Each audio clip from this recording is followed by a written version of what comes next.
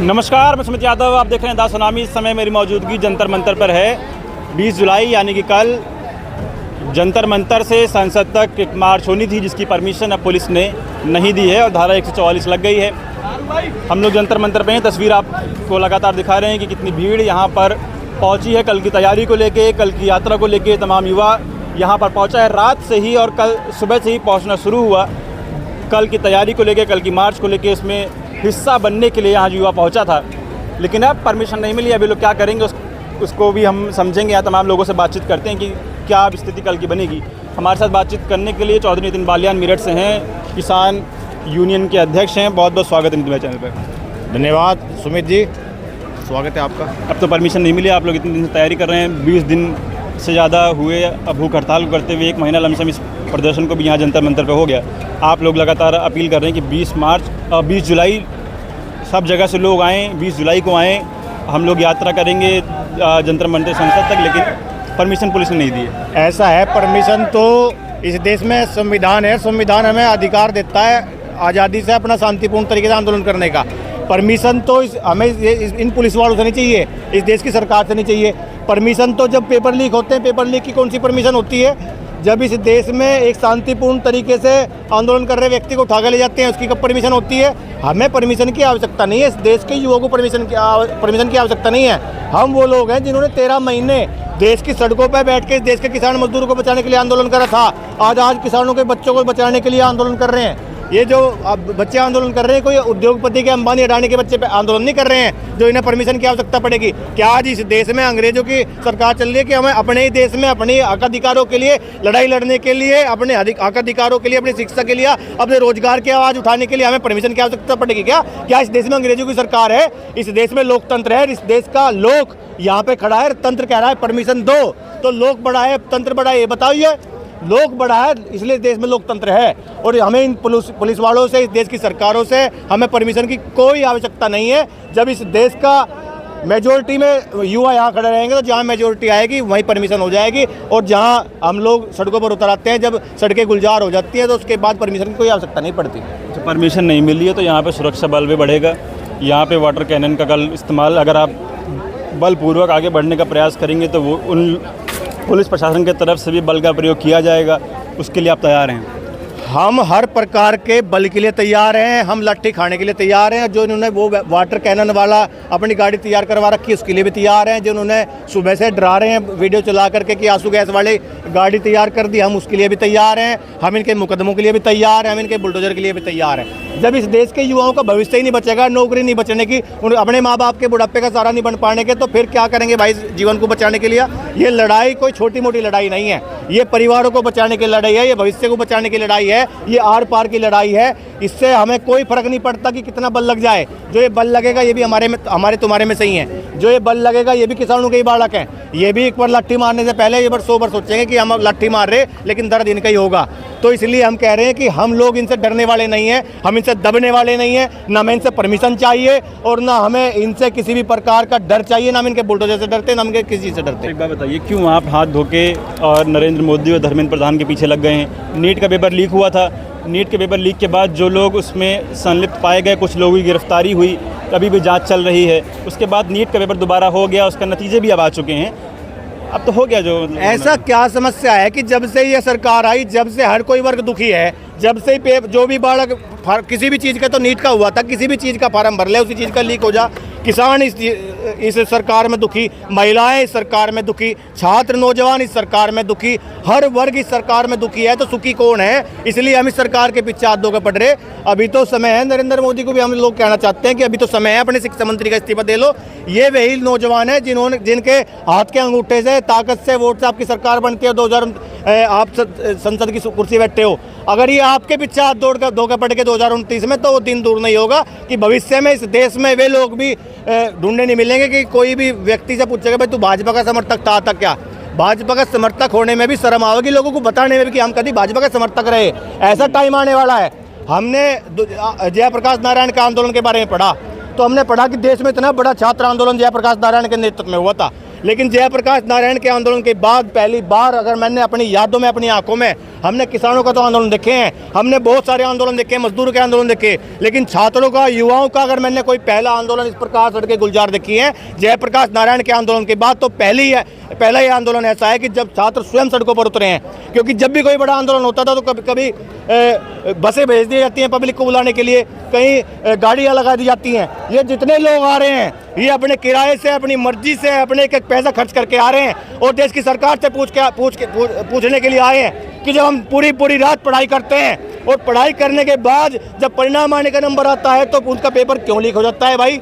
एक किसी बालक का पिताजी रिक्शा चला रहा है, किसी का ठेला चला रहा है, किसी का रिक्शा चला रहा है, किसी का खेती किसानी कर रहा है और वो अपने पैसे बचाने के लिए, अपने भविष्य को सुनहरा करने के लिए, अपने माँ बाप की बुढ़ापे की लाठी का सहारा बनने के लिए वो पर्चा देता है, वो पर्चा लीक हो जाता है। क्यों नाकाम है आज इस देश की सरकार? हम ये लोग पूछने के लिए आए हैं। और आप लोगों के माध्यम से ये भी कह देना चाहते हैं कि जितने लोग यहाँ पे आज लगभग 20,000 लोग यहाँ पर मौजूद हैं और सुबह 20 जुलाई को आप सभी लोग भारी से भारी संख्या में जंतर मंतर पर पहुंचे। जहां से भी आप लोग वीडियो देख रहे हैं, मानेंगे नहीं आप लोग? हम लोग मानेंगे नहीं। हम लोग जेल जाने से नहीं डरते, हम मुकदमों से नहीं डरते, हम इनके इन लाठी डंडों से नहीं डरते, हम इनकी फोर्स से नहीं डरते और तो और हम देश के प्रधानमंत्री से नहीं डरते।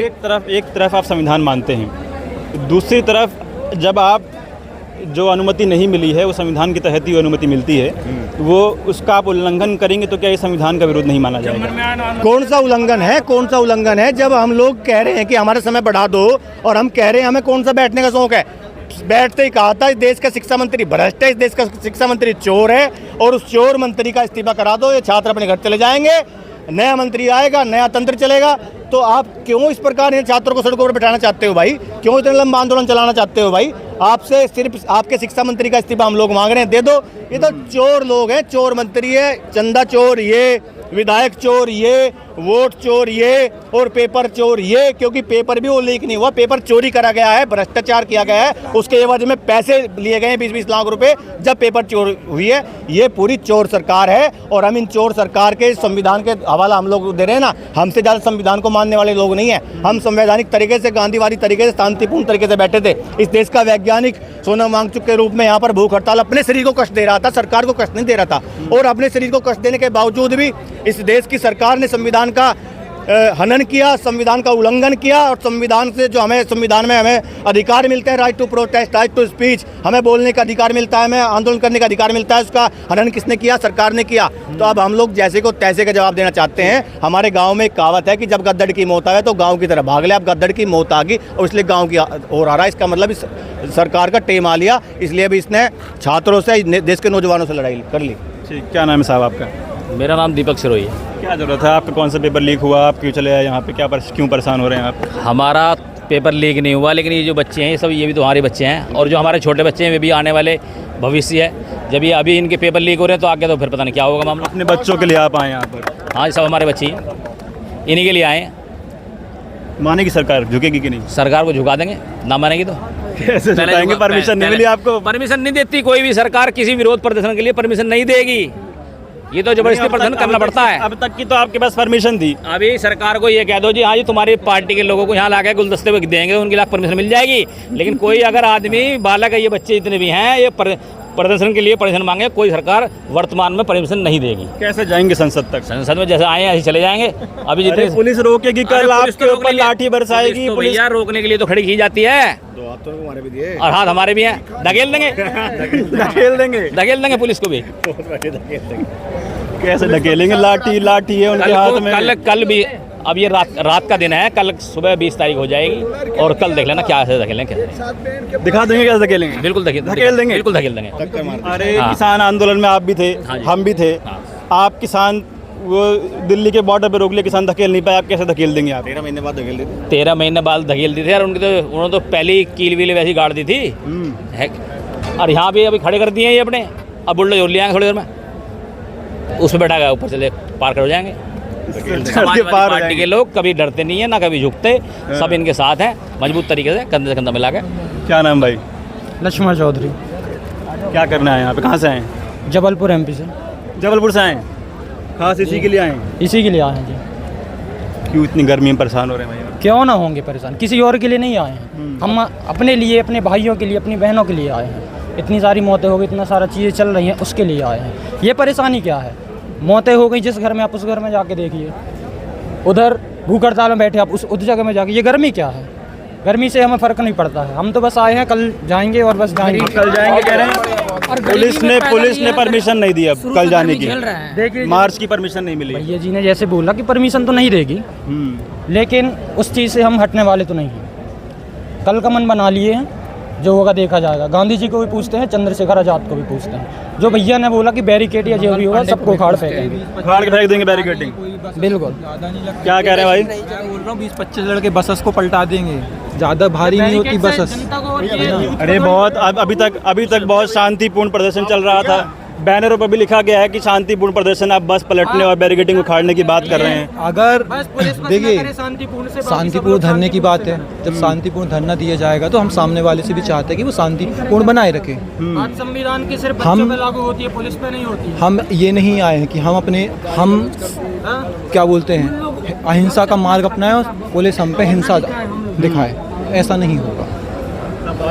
जाएंगे, अगर पुलिस जाने देगी तो आराम से जाएंगे। आराम से जाएंगे, लेकिन अभी तो इस तरीके की स्थिति नहीं दिख रही। अभी तो परमिशन क्योंकि नहीं मिली है, तो कुछ होगा बवाल इसका। परमिशन तो मिलेगी, परमिशन मिलेगी, परमिशन मिलेगी। क्या कहना चाह रहे हैं? पुलिस के विषय में एक चीज़ कहना चाहता हूँ कि सबसे अच्छा मुझे ये लगा कि सोनम वांगचुक जी को जो लेने आए थे पुलिस वाले, वो अपनी वर्दी घर पे छोड़ के आए थे।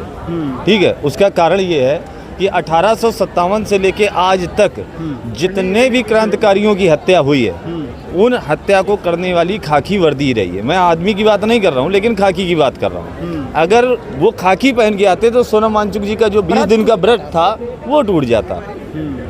तो सबसे अच्छा ये रहा, और क्योंकि 1857 में भी जो क्रांति की बात हो रही, तो पीसफुली जो मैंने जो ठाना है कि पीसफुली केवल क्रांति का केवल एक ही रास्ता है। जैसे 1857 में एक साफ बात कह दी गई थी कि खाकी रंग पहनने वाले व्यक्ति और उसके परिवार को भैया हम छुएंगे नहीं, हाथ जोड़ लेंगे, क्योंकि भैया इनसे लड़ तो सकते नहीं हैं, हम संविधान के खिलाफ हो जाएंगे, लेकिन हाथ तो जोड़ सकते हैं। हम संवैधानिक रूप से इनसे लड़ेंगे, भैया छुएंगे नहीं, क्योंकि तुमने हमारे क्रांतिकारियों की हत्या की। केवल आज नहीं, 1857 से लेकर आज तक, यहाँ तक कि जलियांवाला बाग कांड में भी जनरल डायर ने गोली चलाने का आदेश दिया था। गोली केवल इस खाकी ने ही चलाई थी। और इन खाकी धारकों को ये नहीं पता है कि अभी भी अगर नेट पे सर्च करेंगे कि खाकी रंग का हमारे शरीर पे प्रभाव क्या पड़ता है। आयुर्वेद में 28 चिकित्साओं में एक चिकित्सा रंग चिकित्सा, हर रंग का शरीर पे प्रभाव पड़ता है। खाकी रंग अधिक धारण करने से शरीर की मानसिक ऊर्जा कमजोर होती है। अभी हाल फिलहाल में आप देख लीजिए हमारे भरत तिवारी का, मैं आपको बता रहा हूँ। तो काफ़ी कुछ चीज़ें हैं। मैं बस इतना रिक्वेस्ट करूंगा कि पीसफुली संविधान का पालन करते हुए, क्योंकि मैं सोनम वांगचुक जी की वजह से यहाँ पे आया हूँ। सोनम वांगचुक जी का जो मेन मुद्दा था आज से नहीं 6 साल से 6 शेड्यूल का, वो ओरिजिनल मुद्दा है। बाकी हम सब, मैंने भी पढ़ाई की है, और पढ़ाई जो है शिक्षा व्यवस्था पूर्णतः हमको केवल और केवल नौकर बनाने के लिए ही ये दी जाती है। क्योंकि हमको छोटे पर से लेके, मतलब हम लोग जीव जंतु हैं, कोई रोबोट नहीं है। हमको 4 दीवारी के बीच में बंद करके रखा जाता है, प्रकृति से दूर रखा जाता है, ताकि हमारी बौद्धिक और शारीरिक क्षमता न बढ़े। थोड़ा मतलब शॉर्ट में जी, मतलब कल की चल ठीक है। क्या कल की तैयारी है आपके पास? हम लोग कल के लिए तैयारी है, शांति से करेंगे। यदि सामने से कुछ नहीं आया तो इधर से भी कुछ नहीं जाएगा। यदि सामने से हुआ है तो हमारे भाई ने चूड़ी पहन नहीं रखे हैं। ठीक है। पुलिस के बल प्रयोग के लिए यहाँ का युवा, छात्र, नौजवान जो भी यहाँ मौजूद हैं जंतर मंतर पर, ये तैयार हैं। मैं आपको एक बार तस्वीर दिखाना चाहता हूँ कि जिन लोगों ने गांधी को नहीं देखा, वो तस्वीर अगर ये देखेंगे तो समझेंगे। जो लोग ये सवाल उठाते हैं कि किस तरीके से अहिंसा से आज़ादी गांधी ने दिलाई, कई लोग ये सवाल उठाते हैं। तो अहिंसा की ताकत आप देखिए, पिछले 21 दिनों से सोनम वांगचुक भूख हड़ताल पर बैठे थे, पुलिस आई, जबरन उनको उठा के ले गई। उसके बाद जंतर मंतर पर जो जनसैलाब उमड़ा है, जो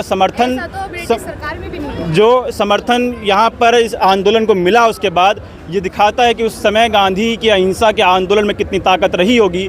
जो वो ताकत आज भी हम लोग सोनम वांगचुक के रूप में, और जो तमाम यहाँ छात्र भूख हड़ताल में बैठे हैं शांतिप्रिय तरीके से, वो दिखा पा रहे हैं। बाकी आप लोग क्या सोचते हैं, अपनी राय कमेंट बॉक्स में दीजिएगा। ये वीडियो में खत्म कर रहा हूँ, आप लोगों से मुलाकात अगली वीडियो में होगी। जुड़े रहे हमारे साथ, तब तक नमस्कार।